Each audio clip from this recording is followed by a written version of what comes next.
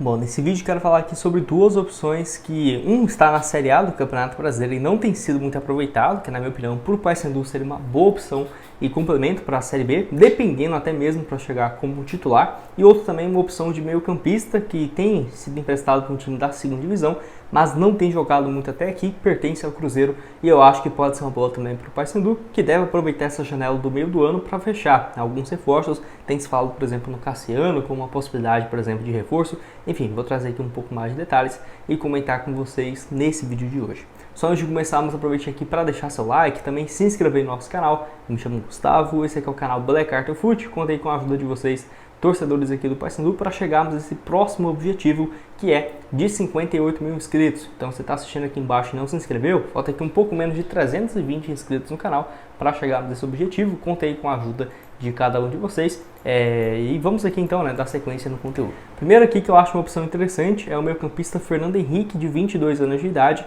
ele que pertence ao Cruzeiro, revelado aí pelo Grêmio e tudo mais, e está emprestado ao Vila Nova nesse ano, onde não tem conseguido jogar na Série B do Brasileiro. Até porque o Vila Nova tem uma dupla boa de volantes, então, só para você ter uma ideia, ele competiria com o Ralf, por exemplo, na posição, e aí ficaria um pouco complicado para o Fernando Henrique. 5 jogos na temporada, tem entrado muito mais como reserva, sendo então 3 desses na Série B do Brasileiro. O Vila Nova não vai fazer mais 4 jogos daqui para o final do mês, então dificilmente o Fernando Henrique chegaria a 7 partidas, e aí quando chega, não pode defender outro time da Série B, que seria no caso o Vila Nova. Dependendo, pode ser uma boa para o Vila devolver o jogador e repassar esse empréstimo junto ao Cruzeiro até o final da temporada. Vale lembrar que no ano passado foram 7 jogos na Série A do Brasileirão pelo Cruzeiro, 2022 também 6 partidas pelo Grêmio apenas. Vale lembrar que ele surge como uma grande promessa no Grêmio, até porque ele passou por todas as categorias de base da seleção brasileira no Grêmio em 2021, no ano do rebaixamento. Ele assume a titularidade no meio de campo, era ele e o Lucas Silva como titular naqueles últimos jogos da Série A, onde até o Grêmio conseguiu dar uma reanimada, mas já era tarde demais, e o Fernando Henrique, com 19 anos, era titular do Grêmio. E aí todo mundo pensou, o Grêmio caiu para a Série B, se ele não for vendido, ele vai ser titular. Não foi o que aconteceu. Sofreu um pouco com lesões, é claro, em 2022, e também pelo Cruzeiro, e aí é um ponto para levar em consideração. Só que aí ele, até voltando de lesão, ele ficou acho que 3 meses só no início do ano, e aí depois ele ficou a temporada inteira disponível e só jogou 6 vezes pelo Grêmio na Série B, foi pouquíssimas vezes, e aí pelo Cruzeiro 7 jogos disputados. É uma opção que eu acho que tem um potencial interessante para ser um volante pelo lado esquerdo, por exemplo, que ele já atuou muito por essa função. Eu acho que com certeza, agregaria bastante. Você concorda comigo? Discorda? O que tem a dizer sobre essa opção aqui do Fernando Henrique? É aquela coisa, chegaria para ser titular, Gustavo? Olha, não sei, vai depender bastante, mas como tem uma expectativa de saída, por exemplo, de jogadores para essa função, inclusive até trouxe aqui um vídeo falando sobre o Netinho, que é um atleta que atua por esse setor, por exemplo, de volante, que pode deixar o clube, foi especulado até no rival, no Remo e tudo mais. Eu não acho que deve ir pro rival, mas vai ter umas saídas importantes no meio de campo.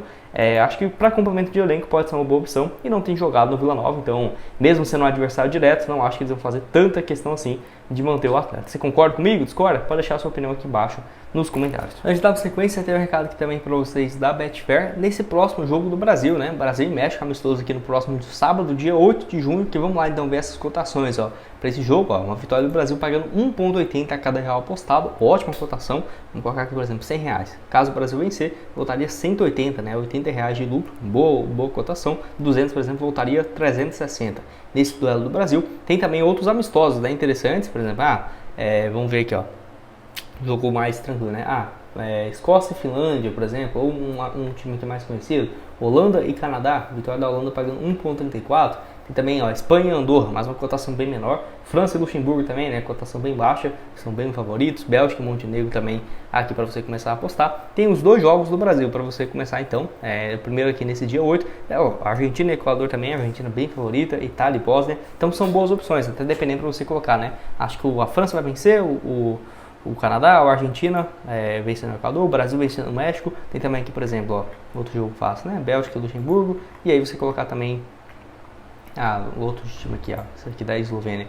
Ficaria uma cotação de 3,21, com times mais favoritos, né, a vencer esse jogo. R$100, por exemplo, voltaria 320. Lembrando que pelo meu link aqui na Betfair, você depositando R$65, você dobra o seu valor, né? De 65 viraria 130, né, para esse duelo. Então, para você começar, apostar também nos jogos da Série B, do Campeonato Brasileiro, ou por exemplo da Série A, Série C, tem todos os dias os jogos e as cotações. Por exemplo, na Série B, ó, nos jogos de amanhã, tem aqui, ó, Mirassol e Guarani, Paysandu e América, tem também Santos e Botafogo, Operário e Amazonas. Então, para você começar, o link está aqui embaixo para vocês.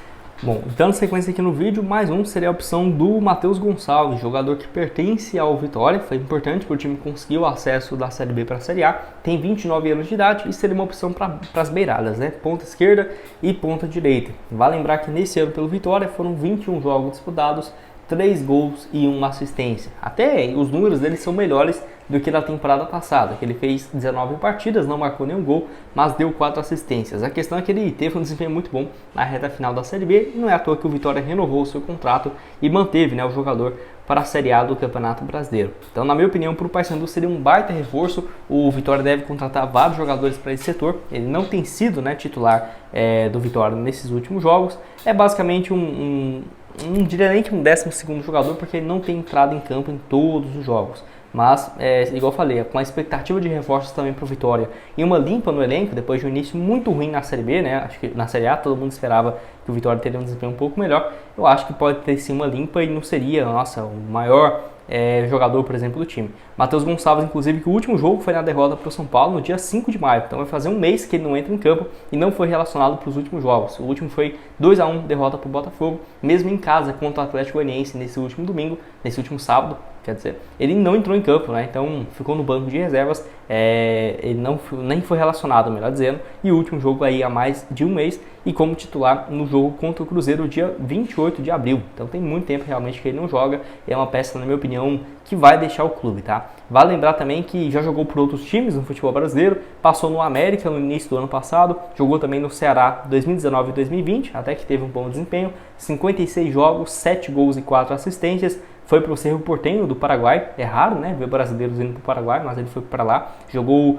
33 jogos, marcou um gol e uma assistência, e aí voltou para o futebol brasileiro. Já passou também no futebol mexicano, jogou no Sport, passou também no Fluminense, é revelado na base do Guarani e do Palmeiras.